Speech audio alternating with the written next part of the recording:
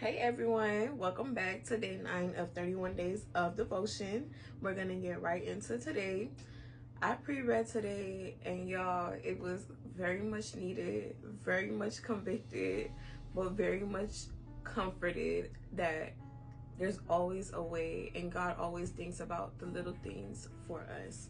So let's jump right into it. Today's title is called Don't Look Back. It says, as much as you worry about tomorrow, you also worry about yesterday. Your anxiety doesn't have a chance to escape as it stays imprisoned within your lack of faith. All too often, you're just going to have to let it go, whatever it is, and move on. Don't allow your feelings and emotions to cause your faith to fail. You will make mistakes and you will find yourself discouraged. But I don't want you to continue to wallow in self-pity, continually living in a state of regret about the past. The past will keep you in bondage and you will be unable to walk forward in faith. Realize that I offer forgiveness for the past, faith for the future, and peace for the present. I needed that.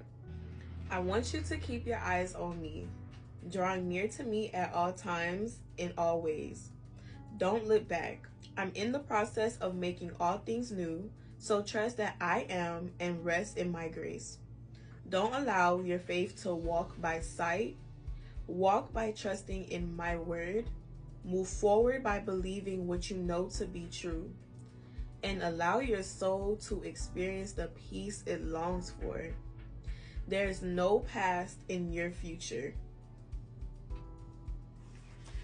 There is no past in your future. Ooh,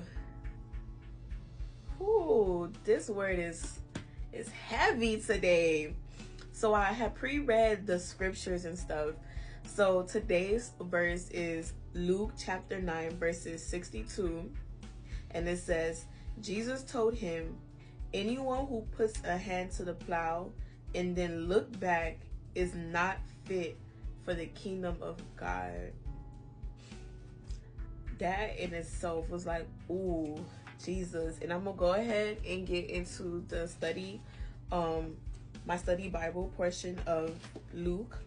And it says, what does Jesus want from us? Total dedication, not half-hearted commitment. We can't pick and choose among Jesus's ideas and follow him selectively. We have to accept the cross along with the crown. God crowns us as his children to be royalty and to be a part of his kingdom. But we also have to accept the cross and pick up our cross daily because of everything that he has endured for us. We must count the cost and be willing to abandon everything else that has given us security without looking back. That was the part that ate me up, y'all. So I'm going to repeat it for the people in the back. We have to accept the cross along with the crown. We must count the cross and be willing.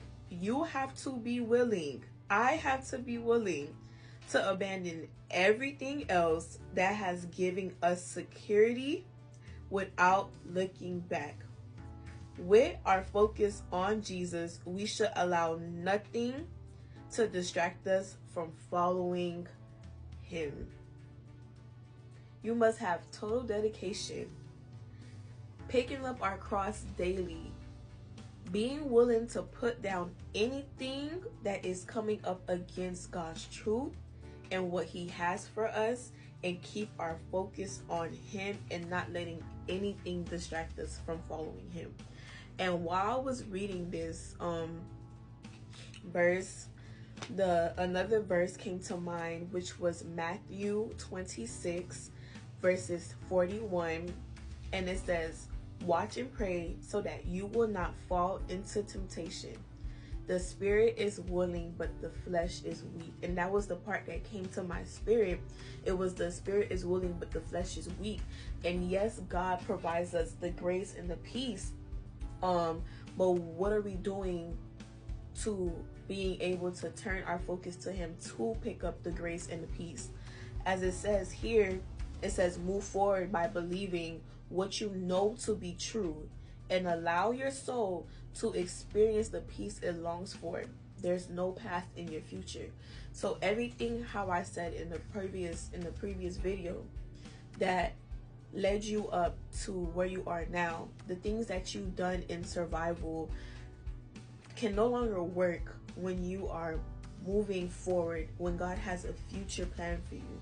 So he does give us the grace to be able to work through these things, and a righteous man falls 7 times and gets back up 8.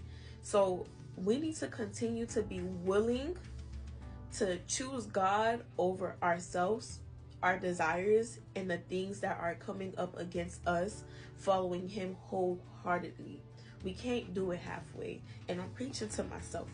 So for the study portion of Matthew chapter 26 verses 41, it says, Jesus uses Peter's drowsiness to warn him about the kinds of temptation he will soon face. The way to overcome temptation is to keep alert and pray. I'll repeat it again. The way to overcome temptation is to keep alert and pray.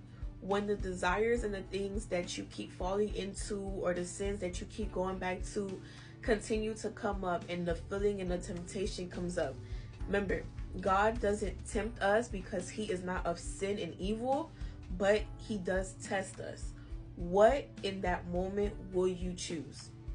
And it is not to condemn anybody. It is just a conviction, so that the next time it happens, that these Bible verses can be prompted in your spirit, and in the midst of that hardship, you can turn to God. You can turn away from yourself. You can turn away from your flesh, because our spirit is willing. We wouldn't be praying to God, asking for forgiveness, asking him to help us, asking him to deliver us from a thing, if our spirit wasn't willing. But it is in the moments where our flesh is weak that we must turn to him and be alert and pray. And praying to God is simply having a conversation. You're turning to him and you're saying, my power and my strength is not enough. Lord, I need you, and I need you now. And you need to repeat that as many times as possible in that moment, until the day goes by and you don't fall into that sin. To continue, it says, keeping alert means being aware of the possibilities of temptations. The possibilities of temptation. Sensitive to its subtleties, and spiritually equipped to fight it. Because temptation strikes when we are most vulnerable. We can't resist it alone. Prayer is essential because God's strength can shore up our defenses and defeat Satan's power. We do not battle against flesh and blood. So against people, against our personal selves. That is why in this devotional, it says that you will make mistakes and you will find yourself discouraged. But I don't want you to continue to wallow in self-pity, continually living in a state of regret about the past. The past will keep you in bondage, and you'll be unable to walk forward in faith. God doesn't want us to do that, because as we don't battle against flesh and blood, it is not personally us that he is battling against. It is not us that he's looking to condemn. God is not condemning us. God is convicting us to turn to him in the spirit, because he is battling Satan. Satan is the one who puts sin in us, who wants us to desire sin, who wants us to choose sin over God. And in that battle, he thinks that he's won the victory when we turn to the sin. But he can win, Satan can win the battles, but God, at the end, we know he wins the war.